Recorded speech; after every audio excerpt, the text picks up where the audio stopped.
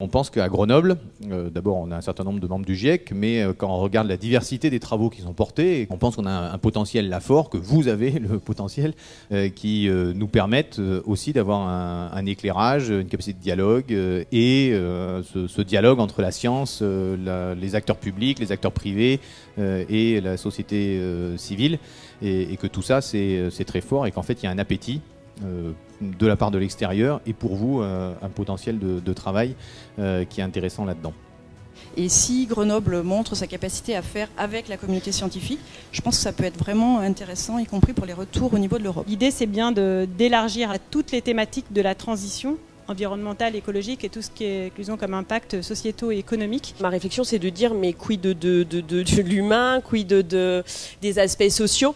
Et je pense que si vous êtes aussi dans une forme d'intermédiation vers la société civile, il y aura cette nécessité peut-être d'avoir un argumentaire qui dise, voilà, enfin, ce changement-là et ces enjeux environnementaux, ils sont pleinement imbriqués dans des enjeux qui touchent les personnes, parce qu'avant d'être citoyen, c'est des personnes, et pour qu'elles aient envie aussi peut-être d'être plus citoyennes, leur dire quelque chose qui montre que ça concerne directement aussi des aspects très, très quotidiens. On a besoin de davantage comprendre ce lien entre économie, société et écologie pour pouvoir apporter à la fois des argumentaires qui vont faciliter l'appropriation. Les places des sciences de la Terre et de l'univers dans ce qu'est la réalité finalement d'ancrage, ou en tout cas de classement de l'Université Grenoble-Alpes, est une part extrêmement importante aujourd'hui. Donc il y a une vraie puissance de feu intellectuelle, scientifique. Il ne s'agit pas tout simplement que les scientifiques soient là comme une espèce de caution, mais évidemment de leur donner tout le sens à la candidature avec leur liberté d'expression et puis surtout leur exigence sur le sens des choses qui sont portées. Merci. Si on veut mobiliser des chercheurs, il faut que les chercheurs se sentent intéressés par ça, quoi. Et pour être intéressés, il faut faire de la recherche. On se plaint beaucoup, et je pense qu'on a raison, que finalement on n'a pas suffisamment d'échanges stratégiques notamment entre la cité au sens large et puis l'université. Je ne doute pas que ça s'améliorera. Je pense que cette opportunité est importante.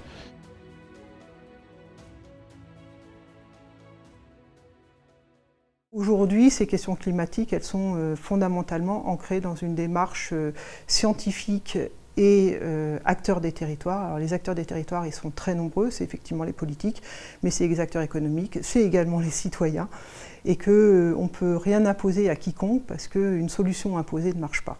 Voilà.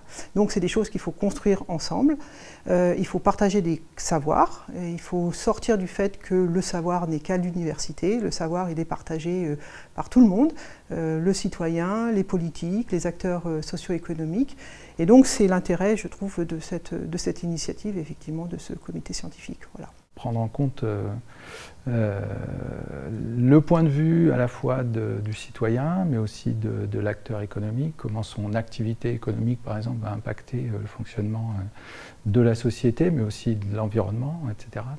C'est ce que j'attends, moi, en tout cas, de ce comité. Je travaille sur la qualité de l'air, qui est un sujet qui est intimement lié aux aspects de consommation énergétique et d'émissions de différents polluants.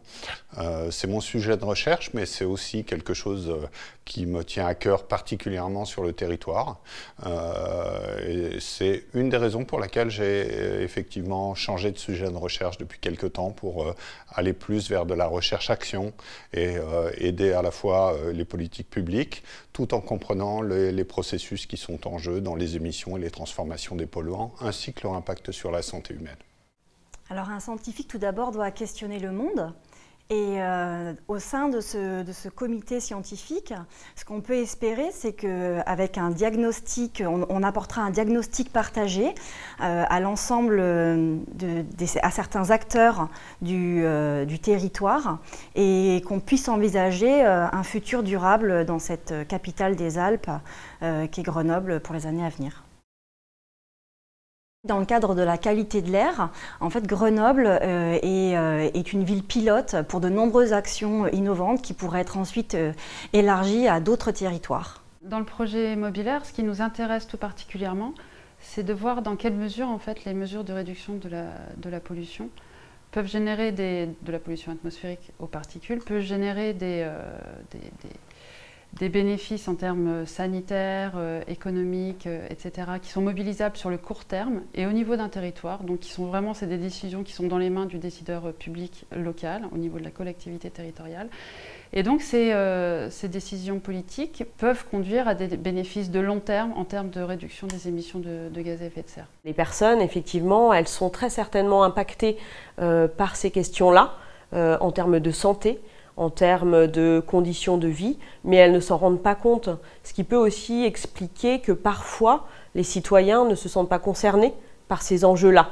Donc je me dis que peut-être le scientifique qui est plutôt un scientifique en sociologie ou en sciences politiques, il peut peut-être aider à capter le regard du citoyen, à capter aussi ce que sont les enjeux pour le citoyen de cette transition-là.